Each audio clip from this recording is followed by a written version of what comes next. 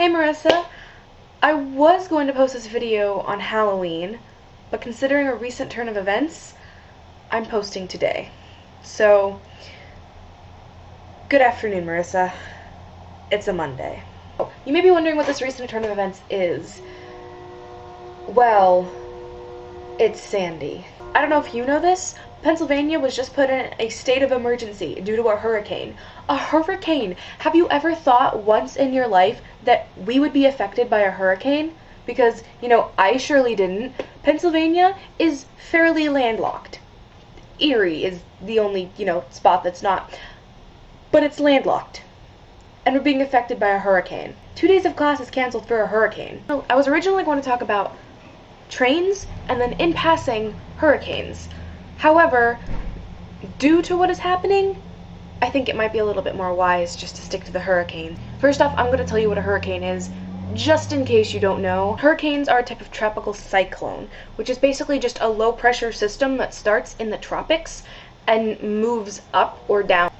Now, they are accompanied with thunderstorms and heavy winds, which makes them incredibly dangerous. Because the heavy winds can knock tree limbs down and they can blow over signs and they can just force things to fly around, which is why it is incredibly dangerous to walk around during a hurricane. Hurricanes are categorized by their wind speed.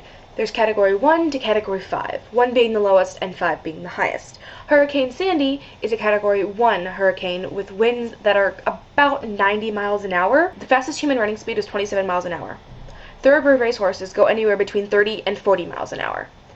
In Pennsylvania law, the interstate speed is 65 miles an hour. Most people go 70 to 80. These are 90-mile-an-hour winds.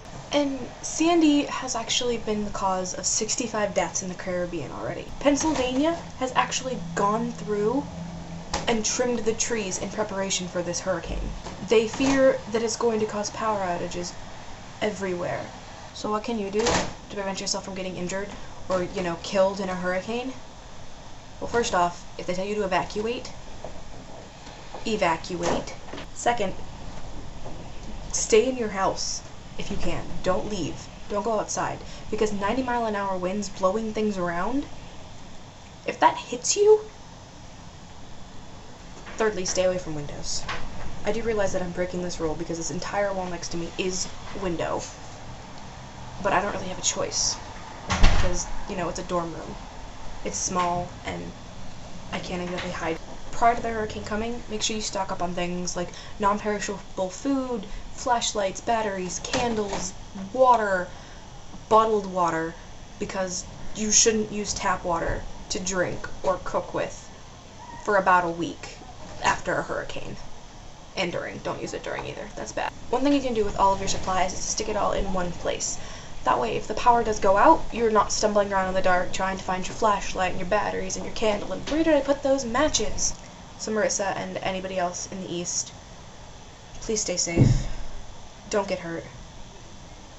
And happy Halloween. Why don't you tell me or show me about your favorite place on or around campus that does not include your dorm room? Because that would be cheating. The interstate law dictates the interstate law.